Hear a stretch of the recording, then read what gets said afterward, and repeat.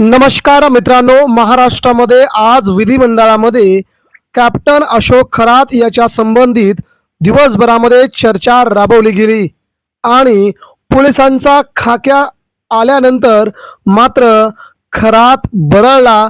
खरातने सगळंच सांगून टाकलं. कॅप्टन अशोक खरात यांनी कुणाकुणाची घेतली नावे जाणून घेऊया महत्वाची अपडेट. मित्रांनो, महाराष्ट्राच्या राजकारणामध्ये कधी नव्हे एवढा राजकीय मोठा भूकंप सगळ्यांच्या समोर आला असून आता नाशिक म्हणजे कैद्यांचं माहेरघर झालंय अशी नाशिकची ओळख या भोंदूबाबांमुळे आता व्हायला सुरुवात झाली आहे. काल पोलिसांनी खाक्या दाखवल्याबरोबरच आता मात्र कॅप्टन खरात आता बोलायला लागलाय. मला चालता येत नाही, मला बोलता येत नाही अशा स्वरूपाच्या त्याने कमेंट्स केल्यानंतर पोलिसांनी पुन्हा आपला खाक्या दाखवत त्याची मात्र पूर्णपणे मस्ती जिरवली. आणि यामध्ये महाराष्ट्रातले वेगवेगळे राजकीय नेते, वेगवेगळे मंत्रालयातील अधिकारी तसेच अधिकाऱ्यांशी संबंधित असणारे नेते यांचा अखेर भांडाफोड झाल्यात जमाय. आज महाराष्ट्राच्या विधान भवनामध्ये राज्यातील विरोधी पक्षनेत्यांनी अतिशय मोठ्या प्रमाणात सरकारला धारेवरती घेतलंय. शिवसेनेचे नेते असणारे भास्करराव जाधव यांनी कॅप्टन अशोक खरातचा समाचार घेत याच मंत्रालयातील याच महाराष्ट्रातील काही लोक त्या कॅप्टन अशोक खरातचा मूत प्यायला जातात असं भाष्य करत थेट थेट सगळ्या नेत्यांचा अधिकाऱ्यांचा समाचार घेतलाय. प्रशासकीय अधिकारी हे सरकारचेच असतात, ते देखील तिथे गेले आहेत, त्यांच्यावर देखील कारवाई व्हावी असा थेट थेट इशारा शिवसेना उद्धव बाळासाहेब ठाकरे या पक्षातील नेत्यांनी केलाय.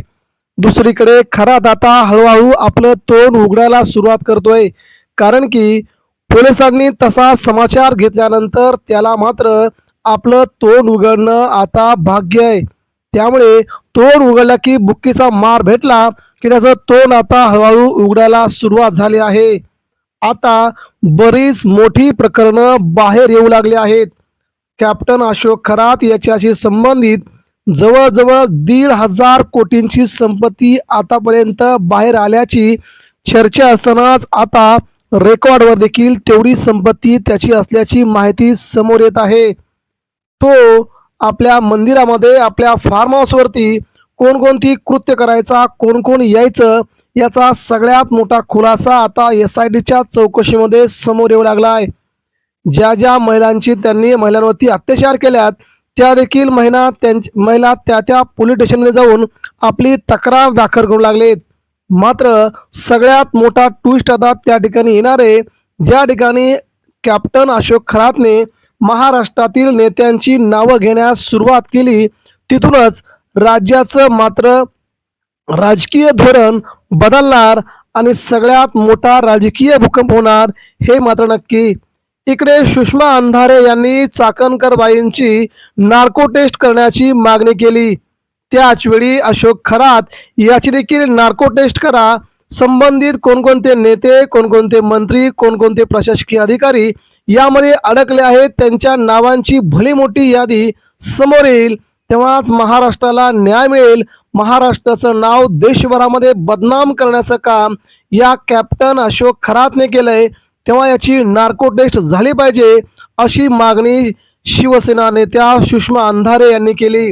आता सरकार हे मोठं पाऊल उचलणार का, की परत हे प्रकरण दाबलं जाणार, याकडे संपूर्ण महाराष्ट्राचं लक्ष लागलंय. महाराष्ट्र आता त्याच भूमिकेमध्ये आहे. आता कोणकोणत्या नेत्यांची कोणकोणाची नावं समोर येत आहेत आणि कोणाकोणाला शिक्षा होते हे बघण्यासाठी आता महाराष्ट्र आतुर आहे.